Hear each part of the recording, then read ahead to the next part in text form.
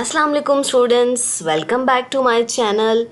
इस वीडियो में हम क्लास 12 का जो चैप्टर नंबर 1 है या चैप्टर नंबर जो 15 है ग्रेविटेशन का, उसका जो सेकंड टॉपिक है ग्रेविटेशनल फील्ड स्ट्रेंथ, उसको डिस्कस करेंगे। So let's start. Second topic is gravitational field strength. अच्छा जी, यहाँ पे हमें सबसे पहले हमें ये समझना है कि ग्रेविटेशनल फील्ड क्या होती है, ठीक है। उसके बाद हम लोग स्ट्रेंथ पे आएंगे। तो यहाँ पे उन्होंने हमारे पास एक बेस्ट एग्जांपल दी है मैग्नेट्स की। आप लोगों ने देखा होगा कि जब भी दो मैग्नेट्स होते हैं, अगर हम उन दोनों मैग्नेट्स को करीब लेकर आते हैं तो क्या होता है, उन दोनों के दरमियान या तो रिपल्जन हो जाती है या फिर हमारे पास अट्रैक्शन होती है। वो डिपेंड करता है कि वो दोनों कौन से पोल्स हैं। अगर सेम पोल्स होंगे तो रिपल्जन होगी, अगर डिफरेंट पोल्स होंगे तो अट्रैक्शन हो जाएगी, ठीक है। तो दोनों मैग्नेट्स के दरमियान एक ऐसी फील्ड होती है जहाँ पर आकर, या एक ऐसा रीजन होता है जहाँ पे आके वो दोनों मैग्नेट अट्रैक्ट या रिपेल हो जाते हैं। तो इस रीजन को हम कहते हैं कि वो हमारे पास क्या है, एक मैग्नेट की फील्ड है, ठीक है। एक मैग्नेट का ऐसा रीजन है जहाँ पे वो अट्रैक्ट होंगे या फिर रिपेल हो जाएंगे। सिमिलरली हमारे पास इलेक्ट्रिक फील्ड होती है कि हमारे पास चार्जेस होते हैं। अगर हम दोनों चार्जेस को सेम चार्जेस को अगर हम करीब लेकर आते हैं तो दोनों रिपेल हो जाते हैं। वहाँ पे भी हमारे पास एक ऐसा रीजन होता है जहाँ पे वो दोनों चार्जेस रिपेल हो जाते हैं। सिमिलरली हमारे पास ग्रेविटेशनल फील्ड एक ऐसी फील्ड है कि जहाँ जो अर्थ की फील्ड होती है, मतलब अर्थ के अराउंड हमारे पास एक ऐसा रीजन होता है जहाँ पे कोई भी ऑब्जेक्ट आएगा तो वो हमारे पास एक फोर्स को एक्सपीरियंस करेगा, ठीक है। ग्रेविटेशनल फोर्स को एक्सपीरियंस करेगा, उसको कोई ना कोई फोर्स लग रही होगी जिसकी वजह से वो अट्रैक्ट हो रहा होगा। अब ये डिपेंड करता है कि वो अर्थ के करीब है या फिर अर्थ के दूर है। अगर वो करीब होगा तो उसकी ग्रेविटेशनल जो फोर्स होगी वो ज़्यादा होगी, और अगर वो दूर हो जाएगा तो ग्रेविटेशनल फोर्स, आपको पता है जैसे ऑब्जेक्ट दूर जाता जाता है तो फोर्स क्या हो जाती है, वो कम होती जाती है, ठीक है। देखें आप लोग, इस तरह से आप लोगों को क्लियरली समझ में आ जाएगा। ये हमारे पास एक अर्थ है, ठीक है। ये अर्थ के सराउंडिंग में, अर्थ के इर्द गिर्द हमारे पास ये एक, मैंने डॉटेड लाइन से ये शो की, जो यहाँ पे शो हो रहा है, ये हमारे पास क्या है, ये इसकी फील्ड है। मतलब इस अर्थ से लेकर यहाँ तक अगर कोई भी ऑब्जेक्ट इस पूरे रीजन में आएगा तो उसको जो है वो अर्थ अपनी तरफ अट्रैक्ट करेगी, उस पर कोई ना कोई फोर्स अप्लाई हो रही होगी, ठीक है। तो यहाँ पे अब हम देखिए पढ़ लेते हैं कि सबसे पहले तो क्या उन्होंने मैग्नेट की एग्जांपल दी है मैग्नेटिक फील्ड की। सिमिलरली उन्होंने बताया है ऐसे एरिया जैसे कोई अराउंड अ मैसिव ऑब्जेक्ट, मतलब जैसे मैसिव का मतलब बड़े ऑब्जेक्ट्स हैं, जैसे अर्थ है या सन है या और भी बहुत से सारे जो प्लैनेट्स हैं, तो उनके इर्द गिर्द भी हमारे पास क्या होता है, एक रीजन होता है जिसके अंदर कोई भी और ऑब्जेक्ट आएगा तो वो क्या करेगा, उसको अपनी तरफ अट्रैक्ट करेगा या वो कोई ना कोई फोर्स को एक्सपीरियंस करेगा। जबकि इसको हम कहते हैं कि where its gravitational force is known as gravitational field. तो उस रीजन को हम क्या कहते हैं कि वो हमारे पास क्या है, ग्रेविटेशनल फील्ड है। मतलब ग्रेविटी की वो फील्ड है, ग्रेविटी का वो एरिया है, ठीक है जी। उसके बाद आ जाए हमारे पास क्या है कि ग्रेविटेशनल फील्ड जो होती है रिप्रेजेंट करते हैं हम उनको फील्ड लाइन से रिप्रेजेंट करते हैं, that indicates the direction and strength. अब हमें फील्ड लाइंस क्या बताती हैं, वो हमें डायरेक्शन बताती हैं और हमें स्ट्रेंथ बताती हैं। मतलब स्ट्रेंथ का मतलब यहाँ पे क्या है, स्ट्रेंथ ऑफ अ ग्रेविटी, मतलब कितनी ज़्यादा फोर्स लग रही है या कितनी कम फोर्स लग रही है, वो हमें क्या करते हैं, फील्ड लाइंस हमें बता रही होती हैं। देख लेते हैं यहाँ पे फील्ड लाइंस की भी ये, अब यहाँ पे ये देखिए फील्ड लाइंस की हमारे पास मैंने ये डायग्राम बनाई। ये जो ब्लू कलर की जो लाइंस है ये हमें ये शो कर रही हैं कि यहाँ पर हमारे पास क्या है, फील्ड लाइंस हैं। तो अगर ये क्लोजर होंगी तो ये हमारे पास ज़्यादा, मतलब फील्ड लाइंस हैं, बहुत ज़्यादा फोर्स इस पर अप्लाई हो रही होगी, और अगर ये दूर दूर होंगी तो मतलब कि फील्ड जो है, फोर्स जो है वो कम उस पर अप्लाई हो रही है। ग्राफ में क्या है, the gravitational field line point radially inward uniformly in all the directions. ये जो फील्ड लाइंस होती हैं इनकी डायरेक्शन क्या होती है, इनवर्ड डायरेक्शन में होती है, ठीक है। A point mass is treated as if all its mass is concentrated at a single point. इसका मतलब क्या है, हमने जो कोई एक पॉइंट मास रखा होता है, कोई भी एक छोटा मास रखा होता है हमने जो फील्ड के अंदर, वो क्या होता है, सारा का सारा जो उसका मास है वो उसके एक सिंगल पॉइंट पे कंसंट्रेट कर रहा होता है, ठीक है। और ये क्या बनाता है, हमारे पास एक पैटर्न बना देता है। ये देखिए, ये हमारे पास मैंने आप लोगों को कहा था ना कि ये फील्ड लाइंस हैं, ये हमारे पास लाइंस शो करती हैं कि डायरेक्शन इनवर्ड होती है, और ये फील्ड के अंदर है, ये डॉटेड लाइन जो है ये शो करी कि ये इसकी फील्ड है, ये अर्थ की फील्ड है, ठीक है। यहाँ पे कोई भी ऑब्जेक्ट आता है, पहले हम इसको यहाँ पर ऑब्जेक्ट को रखते हैं तो एक्सपीरियंस करते हैं, फिर हम यहाँ पे थोड़ा सा रखते हैं, तब हम एक्सपीरियंस करते हैं कि इस पर कौन फोर्स, कितनी फोर्स अप्लाई हो रही है, करीब जा रहा है या दूर जा रहा है, या बहुत ज़्यादा फोर्स हो रही है या कम फोर्स हो रही है, वो हमें डिपेंड करता है कि वो कितना ज़्यादा करीब है या दूर है, ठीक है। अब हमने क्या करना है, अब हर जगह जगह पे हम इसको पॉइंट मास को रखते जाते हैं तो वहाँ पे लाइंस जो है वो हमें शो होती जाती हैं कि ये इसकी डायरेक्शन आ रही है, और ये सारी जब ये बन जाती हैं तो ये हमारे पास एक यहाँ पे कह रहे हैं कि एक ये सिमेट्रिक पैटर्न बना देती हैं, ठीक है। तो अब यहाँ पे देख लेते हैं हम लोग कि ये यहाँ पे कह रहे हैं कि since a gravitational force is an interaction between a test mass and gravitational field created by source. अभी ग्रेविटेशनल फोर्स क्या है, हमारे पास एक इंटरैक्शन है, किसके दरमियान में, एक टेस्ट मास के और एक सोर्स मास के दरमियान में, ठीक है। और सोर्स मास क्या है हमारे पास, यहाँ सोर्स मास को हम यहाँ पे जो अर्थ है हमारे पास उसको हम सोर्स मास कह रहे हैं क्योंकि वो बहुत बड़ा मास है, ठीक है। अब यहाँ पे देखें Newton second law of motion क्या है, acceleration is equals to force upon mass. Similarly अगर हम लिख देंगे कि acceleration due to gravity is equals to force of gravity divided by M, ठीक है। तो अब यहाँ पे हमने सिर्फ जी लगा दिया है, और ये उन्होंने कहा है कि ये एक्सेलरेशन ड्यू टू ग्रेविटी किसके बराबर है, स्मॉल जी के बराबर। ये स्मॉल जी है, ये हमारे पास क्या है, ग्रेविटेशनल फील्ड स्ट्रेंथ। और जैसे कि हमें पता है कि ग्रेविटेशनल फील्ड होती है हमारे पास, वो हमें नज़र तो नहीं आ रही होती, लेकिन हम क्या कर रहे होते हैं, उसको फील कर रहे होते हैं। कोई भी ऑब्जेक्ट को रखते हैं तो उसको हमें वहाँ पे पता चल रहा होता है कि वो कितनी फोर्स जो है वो एक्सपीरियंस कर रहा है। तो इसको हम कहते हैं कि ये हमारे पास क्या है कि ग्रेविटेशनल फील्ड स्ट्रेंथ है, कि कितनी ताकत है उस फील्ड में कि वो किसी भी ऑब्जेक्ट के ऊपर, किसी मास के ऊपर कितनी फोर्स लगा रहा है, ठीक है। और ये जो ग्रेविटेशनल फील्ड है, स्ट्रेंथ है हमारे पास, ये हमारे पास एक वेक्टर क्वांटिटी है क्योंकि उसकी हमारे पास डायरेक्शन होती है। आपने यहाँ पे बताया होगा कि ये इनवर्ड डायरेक्शन होती है, इनकी रेडियली इनवर्ड डायरेक्शन हो रही होती है, ठीक है। और gravitational field strength vector quantity है, direction of the gravitational force, value of G is the gravitational force on a unit mass at that point, G is equal to F G upon M. ये क्या है, ये हमारे पास gravitational field का formula है, ठीक है। अच्छा, यहाँ पे हम साथ साथ इसके नोट्स भी बना लेते हैं ताकि आप लोगों के लिए ईजी हो जाए। सबसे पहले हमने क्या किया, हमने ग्रेविटेशनल फील्ड स्ट्रेंथ में ग्रेविटेशनल फील्ड को पढ़ा है कि ग्रेविटेशनल फील्ड क्या होती है। एक ऐसा रीजन होता है किसी भी मास के अराउंड जो कि दूसरी ग्रेविटेशनल फोर्स को एक्सपीरियंस करता है, कोई दूसरा मास ग्रेविटेशनल फोर्स को एक्सपीरियंस कर रहा होता है, ठीक है। और उसके बाद हमने फील्ड लाइंस को पढ़ा था कि वो फील्ड लाइंस जो होती हैं वो हमारे पास क्या करती हैं, डायरेक्शन बताती हैं और स्ट्रेंथ बताती हैं। जितनी ज़्यादा फील्ड लाइन क्लोज होंगी उससे हमें ये पता चलेगा कि उनकी जो फील्ड है वो इतनी ज़्यादा स्ट्रॉन्गर है या उस पर इतनी ज़्यादा फोर्स अप्लाई हो रही है, और अगर जितनी दूर होंगी वो हमें ये रिप्रेजेंट करेंगी कि इसकी फील्ड जो है वो वीकर है या उस पर कम फोर्स अप्लाई हो रही है। जिसके पता है हमें कि दूर जाते जाते हैं तो ग्रेविटेशनल फोर्स जो है वो हमारे पास कम होती जाती है। उसके बाद हमने ग्रेविटेशनल फील्ड स्ट्रेंथ की हेडिंग देनी है। यहाँ पे छोटा सा हमने पॉइंट मास रखा हुआ है, उस मास के ऊपर जो फोर्स अप्लाई हो रही है, ठीक है, और वो कितनी अप्लाई होगी वो उसको हम कहेंगे ग्रेविटेशनल फील्ड स्ट्रेंथ।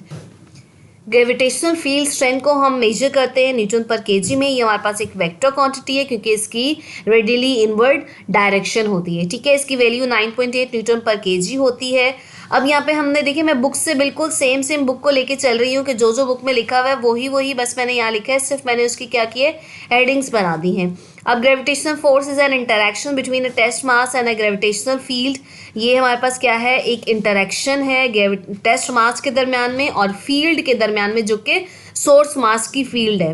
न्यूटन ने क्या कहा, Newton second law of motion, A is equals to F upon M, similarly A G is equals to F G upon M. तो हमने क्या कह दिया, ये ए जी किसके बराबर है, जी के बराबर है। जी क्या है हमारे पास, ग्रेविटेशनल फील्ड स्ट्रेंथ है, तो हम इसको एक्सेलरेशन ड्यू टू ग्रेविटी को, ग्रेविटेशनल फील्ड स्ट्रेंथ को जी लिख सकते हैं। F G equals to M हो जाएगा, ये सेम फॉर्मूला है ग्रेविटेशनल फील्ड स्ट्रेंथ का।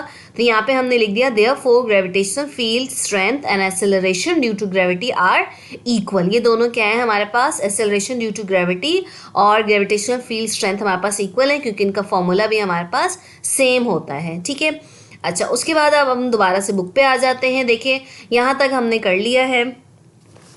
अब यहाँ पे हमारे पास क्या है कि नेक्स्ट हेडिंग है हमारे पास यूनिफॉर्म स्फीयर की। स्फीयर क्या होता है हमारे पास, आप इसको यूँ समझ लें कि जितने भी हमारे पास सारे प्लैनेट्स हैं ना, उनको हम ये सपोज करते हैं कि जो उनका सारा मास है वो यूनिफॉर्मली डिस्ट्रीब्यूटेड है, मतलब पूरी बॉडी में हमारे पास डिस्ट्रीब्यूटेड है। तो अर्थ पे भी यही होता है हमारे पास कि अर्थ का जो जितना भी मास है वो हमारे पास सब जगह डिस्ट्रीब्यूटेड है। इससे क्या होगा, इससे हमें ये होगा कि जो हम ग्रेविटेशनल फोर्स हमें फाइंड करनी है ना, वो हमारे पास ईजी हो जाएगी कि हम किसी भी प्लैनेट की जो ग्रेविटेशनल फोर्स है कि उस पर कितनी फोर्स अप्लाई कर रहा है वो किसी और ऑब्जेक्ट पे, उसको फाइंड आउट करने के हमारे पास ईजी हो जाएगा। ठीक है, इस पूरे पैराग्राफ में यही लिखा हुआ है कि uniform sphere constant density through out, कि उसकी जो उसका मास है वो यूनिफॉर्मली डिस्ट्रीब्यूटेड है करता है। ईजी हो जाता है कैलकुलेशंस के लिए, हमें ग्रेविटेशन फोर्स फाइंड आउट करनी है स्टार्स के लिए, प्लैनेट्स के लिए या मून्स के लिए, तो ये हमारे पास बहुत ज़्यादा आसानी हो जाती है अगर हम इसको सपोज कर लें कि उसका मास जो है वो डिस्ट्रीब्यूटेड है। Okay ji, gravitational field behave as follow. अब अच्छा, जो ग्रेविटेशनल फील्ड है ना, ये किस तरह से बिहेव करती है, यहाँ पे उन्होंने बताया है 2 तरह से ये बिहेव करती है। एक आउटसाइड द स्फीयर इसका कैसा बिहेवियर होता है, और हमने ये बताना है कि इनसाइड द स्फीयर इसका कैसा बिहेवियर होता है। तो ये देख लें यहाँ पे, outside the sphere the field act as if all mass is concentrated at the centre, कि जो जितना भी मास है, पहला पॉइंट में तो हमने ये लिखना है कि जितना भी मास है ना, तो वो सारा क्या होगा, हम ये सपोज करेंगे आउटसाइड द स्फीयर, हमें ये सपोज करना होता है कि जितना भी मास है वो हमारे पास सेंटर पे कंसंट्रेट है। ठीक है, सेंटर पे सारा का सारा मास हमारे पास क्या है, सेंटर में है। अब हम इसके सेकेंड पॉइंट पे आते हैं। हम नोट्स में भी देख लेते हैं कि क्या क्या लिखा हुआ है। यहाँ तक तो हमने कर लिया है कि ग्रेविटेशनल फील्ड स्ट्रेंथ और एक्सेलरेशन जो है हमारे पास दोनों क्या हैं, इक्वल होते हैं। ठीक है, उसके बाद हमने हेडिंग देनी है यूनिफॉर्म स्फीयर की, यूनिफॉर्म स्फीयर का क्या कॉन्सेप्ट है। यूनिफॉर्म स्फीयर हमारे पास एक ऐसा ऑब्जेक्ट होता है जिसको हम सपोज करते हैं कि उसका मास जो है वो यूनिफॉर्मली डिस्ट्रीब्यूटेड है। It allow for easy calculation, की वही पहले मैंने जो बात बताई है आप लोगों को कि ये क्यों हम इसको ऐसा सपोज करते हैं, क्योंकि इससे हमारे पास ईजी हो जाता है ग्रेविटेशनल फोर्स को फाइंड आउट करना स्टार्स के लिए, प्लैनेट्स के लिए और मून के लिए, जो इनकी फोर्स को फाइंड आउट करना बहुत इजी हो जाता है इस डिस्ट्रीब्यूशन की वजह से। और ये जो ग्रेविटेशनल फील्ड है ये किस तरह से बिहेव करती है, हमारे पास 2 तरीके से बिहेव कर रही होती है, आउटसाइड द स्फीयर और inside the sphere. Outside the sphere में लिख लेंगे कि outside the sphere the gravitational field act as all is mass is concentrated, ये मैंने आपको पॉइंट बता दिया है। सेकंड पॉइंट में हमने ये लिखना है कि अगर हम इसके दूर जाते जाएंगे तो ग्रेविटेशनल फील्ड जो है वो डिक्रीज होती जाएगी, मतलब कम होती जाती है, और अगर हम करीब आते जाते हैं तो ग्रेविटेशनल फील्ड इंक्रीज होती जाती है। ठीक है, अगर हम अर्थ की जो फील्ड है उस फील्ड के अगर हम अंदर आते जाएंगे तो हमारे पास क्या होगा, फोर्स हमारे पास ज़्यादा होती जाएगी। जैसे जैसे हम फील्ड से दूर जाते जाएंगे तो क्या हो जाएगा, हमारे पास फोर्स कम होती जाएगी। ठीक है, नेक्स्ट हमारे पास हेडिंग है inside the sphere. Inside the sphere में हमारे पास ना बिल्कुल इसका ऑपोजिट फिनोमेना होता है, आउटसाइड से बिल्कुल ऑपोजिट हो रहा होता है। कि जैसे कि हमने कहा था कि अगर हम उसके या देखिए यहाँ पे हमने लिखा हुआ है कि अगर हम अवे जाएंगे सेंटर से तो ग्रेविटेशनल फील्ड कम होगी। यहाँ पे हमने लिखना है कि जब हम उसके हम दूर जाते जाएंगे तो ग्रेविटेशनल फील्ड क्या हो जाएगी, ज़्यादा होती जाएगी। ठीक है, ऐसा क्यों होगा इसको हम थोड़ा सा समझ लेते हैं यहाँ पे। अच्छा, बुक को भी मैं साथ साथ ले लेके चलती हूँ। ये हमने यहाँ तक कर लिया है। उसके बाद नीचे आ जाएं, inside the sphere the gravitational field strength increases, ठीक है, radially towards the surface as only the mass within the radius affect the field at any point. इसमें ये बता रहे हैं कि जो ग्रेविटेशनल फील्ड स्ट्रेंथ है वो हमारे पास इंक्रीज होती जाएगी। ठीक है, टू बेटर अंडरस्टैंड, इस पैराग्राफ को एक दफ़ा पढ़ लेते हैं फिर मैं आपको इसको समझाती हूँ कि ये ऐसा क्यों होता है। To understand the gravitational field surrounding the earth, we can visualize the planet as the perfectly uniform sphere। कि अगर हमें फील्ड को सराउंडिंग की, अर्थ की सराउंडिंग में जो फील्ड है उसको अच्छे से समझना है तो हमें क्या करना पड़ेगा कि प्लैनेट्स का जो डेंसिटी है उसको यूनिफॉर्मली डिस्ट्रीब्यूटेड करना पड़ेगा। ठीक है, ये पहले ही बात हमने कर ली है। This simplify allows to analyse the gravitational effect more easily. इसकी वजह से क्या होगा कि ग्रेविटेशनल इफेक्ट को हम बहुत ज़्यादा इजीली अंडरस्टैंड कर सकेंगे। और for location that are situated outside the earth surface we can conceptualize the earth mass as being concentrated at a single point। और इससे हमें ये पता चल रहा होता है कि अर्थ का जो मास है वो सारा क्या होता है, एक सिंगल पॉइंट पे लोकेट कर रहा है, ठीक है, सेंटर पे उसका सारा का सारा मास जो है वो कंसंट्रेट कर रहा है। This model is useful because it simplifies the calculation. ये बहुत ज़्यादा ईजी यूजफुल हो गया था, इससे हमें ये पता चल सका, इससे हम क्या कर सकते हैं, ग्रेविटेशनल फोर्स को अच्छे से अंडरस्टैंड कर सकते हैं और उसको कैलकुलेट कर सकते हैं।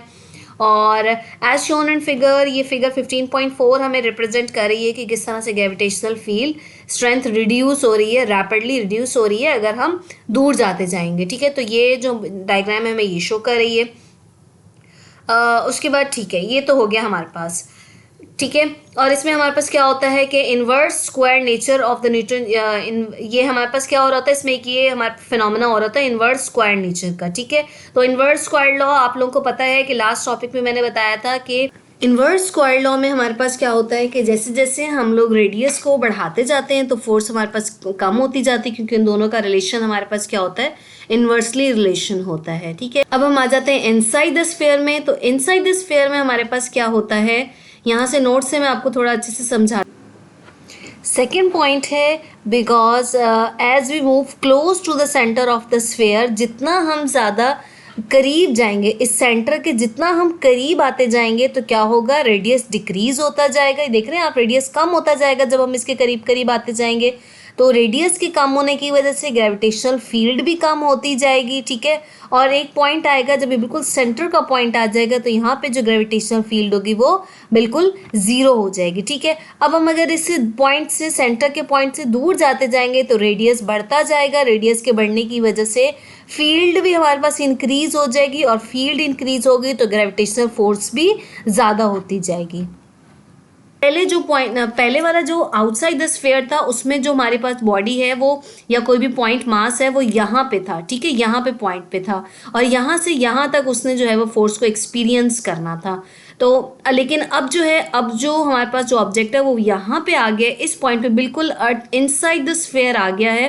तो जैसे जैसे ये यहाँ पे करीब आता जाएगा, इसके करीब आता जाएगा सेंटर पॉइंट के, तो हमारे पास फील्ड जो है वो भी कम होती जाएगी और रेडियस भी कम होता जाएगा, ठीक है। रेडियस, क्योंकि रेडियस जैसे जैसे इंक्रीज होता है तो उसकी वजह से फील्ड भी इंक्रीज होती जाती है। और ये जैसे जैसे दूर जाएगा, दूर जाता जाएगा, रेडियस इसका बढ़ता जाएगा, रेडियस बढ़ेगा तो फील्ड भी हमारे पास इंक्रीज होगी, और जिसकी वजह से क्या होगा, ग्रेविटेशनल फोर्स भी इस पर ज़्यादा अप्लाई होना शुरू हो जाएगी। तो ये अब हमने जो इनसाइड द स्फीयर की बात करें वो इस पॉइंट की बात करें, ठीक है। और बाकी इसका जो पूरा फिनोमेना है वो हमारे पास आगे हम बुक में जाके डिटेल टॉपिक में पढ़ेंगे, तब आप लोगों को ईजीली समझ आ जाएगा।